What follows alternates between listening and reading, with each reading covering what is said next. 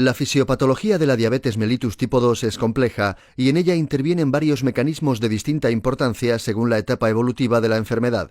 En la visión actual de esta patología se consideran de especial importancia los que forman parte del llamado octeto ominoso.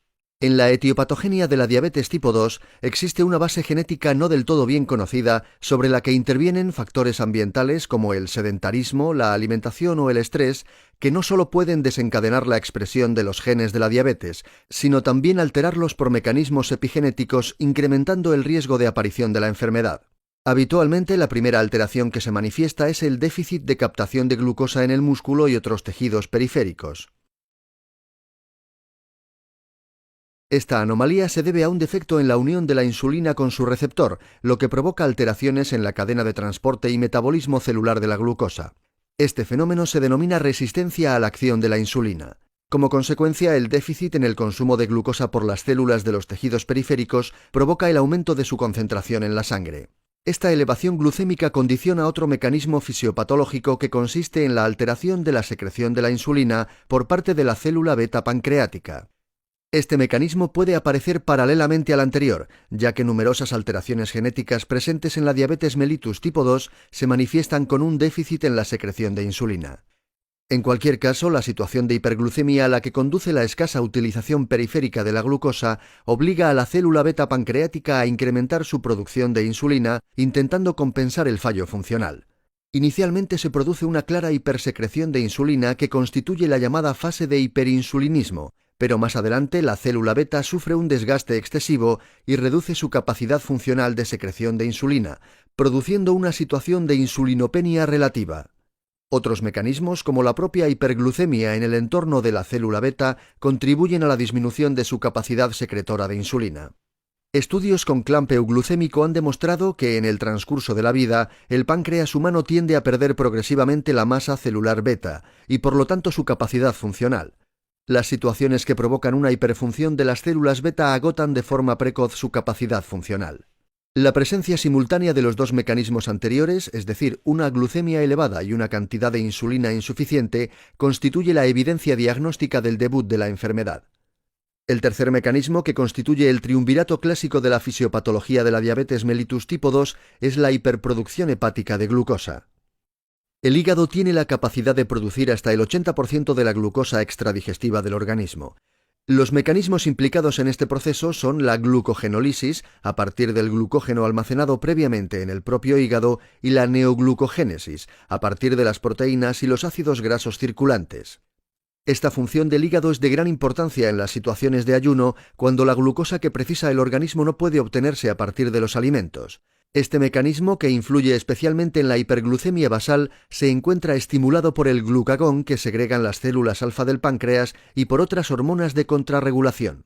En condiciones normales, la insulina obtenida a partir de la ingesta de alimentos frena la producción de glucosa en el hígado. Sin embargo, en los pacientes diabéticos se han detectado algunos marcadores hepáticos de resistencia al reconocimiento de la insulina que condicionan el mecanismo regulador de la producción de glucosa hepática. Al triunvirato fisiopatológico clásico de la diabetes mellitus tipo 2 se suma un cuarto componente que contribuye de forma importante a la elevación de la glucosa, constituyendo así el denominado cuarteto disarmónico. Este cuarto componente se deriva de las evidencias de que las elevadas concentraciones de ácidos grasos libres en el plasma, que proceden de la lipólisis del tejido adiposo, incrementan los niveles de glucemia. Es un fenómeno denominado lipotoxicidad, que incluye diversos mecanismos fisiopatológicos. En primer lugar, la lipotoxicidad constituye uno de los sustratos de la neoglucogénesis hepática. A este mecanismo se suma el efecto directo de los ácidos grasos libres sobre el receptor periférico de la insulina, que contribuye a la resistencia insulínica. La lipotoxicidad también disminuye la síntesis de glucógeno en el tejido muscular y contribuye a obstaculizar la función secretora de insulina en la célula beta pancreática. La evidencia que da lugar a la ampliación del cuarteto disarmónico es la comprobación de que la ingesta de glucosa por vía oral provoca elevaciones de la insulina plasmática mucho más importantes que si la misma cantidad de glucosa se administra por vía endovenosa. Este fenómeno se debe a la liberación en la sangre de unas proteínas denominadas incretinas, que se producen por la interacción entre los alimentos y la mucosa del intestino delgado. Las principales incretinas son el péptido análogo al glucagón tipo 1 o GLP-1 y el polipéptido insulinotrópico dependiente de la glucosa o GIP. Estas incretinas tienen la función de estimular la secreción de la insulina necesaria para la adecuada absorción de nutrientes, secreción que se encuentra inhibida si la glucemia es baja. La disminución en la liberación de incretinas favorece el incremento de la glucemia por déficit en la producción de insulina. Constituye el quinto factor fisiopatológico del denominado quinteto por excelencia. Otros efectos de las incretinas consisten en contribuir a la sensación de saciedad y frenar la secreción del glucagón que estimula la producción hepática de glucosa. El glucagón es secretado por las células alfa del páncreas. En condiciones normales, estas células ocupan el 35% de la masa endocrina de este órgano. Sin embargo, en los sujetos con diabetes mellitus tipo 2, esta cifra se incrementa hasta el 58%, lo que contribuye a la aparición de hiperglucagonemia con la consiguiente hiperproducción hepática de glucosa. El correcto metabolismo de la glucosa precisa de un constante y delicado equilibrio entre las secreciones de insulina y glucagón, equilibrio que se ve alterado en la diabetes mellitus tipo 2. El riñón ha sido probablemente uno de los órganos más infravalorados en el terreno del metabolismo de la glucosa. Su acción se desarrolla en tres frentes. Por un lado, consume glucosa para sus necesidades energéticas como cualquier órgano, y por tanto contribuye a descender la glucemia. Por otro lado, el córtex renal también es capaz de producir glucosa. A través de procesos de neoglucogénesis y la glucogenólisis puede aportar hasta el 20 o 25% de la glucosa extradigestiva, y se ha comprobado que en personas con diabetes mellitus tipo 2 este porcentaje puede incrementarse hasta en 3 veces. Por último, y lo más importante, el riñón filtra hasta 180 gramos al día de la glucosa presente en la sangre. En el túbulo contorneado proximal de la nefrona hay transportadores que se encargan de reabsorber esta glucosa y devolverla a la sangre, de forma que en condiciones normales la orina elimina menos de 0,5 gramos al día, es decir, menos del 1% de la glucosa filtrada. Sin embargo, estos transportadores tienen un límite en su capacidad funcional, y cuando la glucemia excede los 180 miligramos por decilitro aproximadamente, son incapaces de realizar una reabsorción completa y aparece la glucosuria. Las personas con diabetes mellitus tipo 2 muestran un aumento en la capacidad de reabsorción renal de la glucosa, mecanismo que colabora con los demás factores fisiopatológicos en el incremento de la glucemia. El octeto ominoso se completa con la interacción de la insulina con los neurotransmisores del hipotálamo responsables de la saciedad. En algunos pacientes diabéticos se ha constatado la existencia de una disfunción hipotalámica que puede ser la responsable de un apetito excesivo y del desarrollo de obesidad.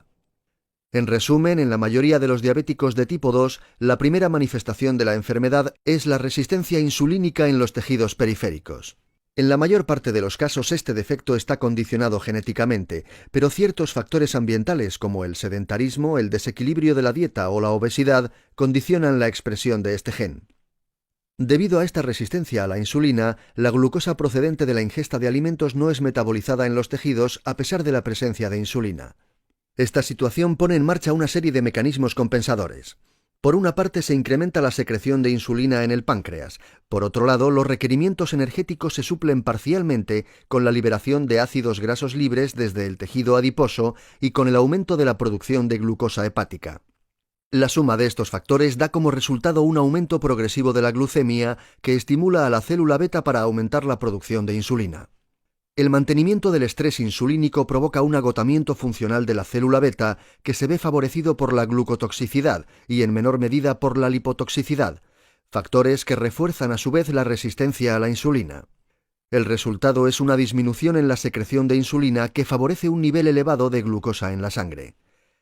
La comprensión de los complejos procesos fisiopatológicos de la diabetes mellitus tipo 2 puede proporcionar las claves para optimizar el tratamiento de cada paciente según sus circunstancias.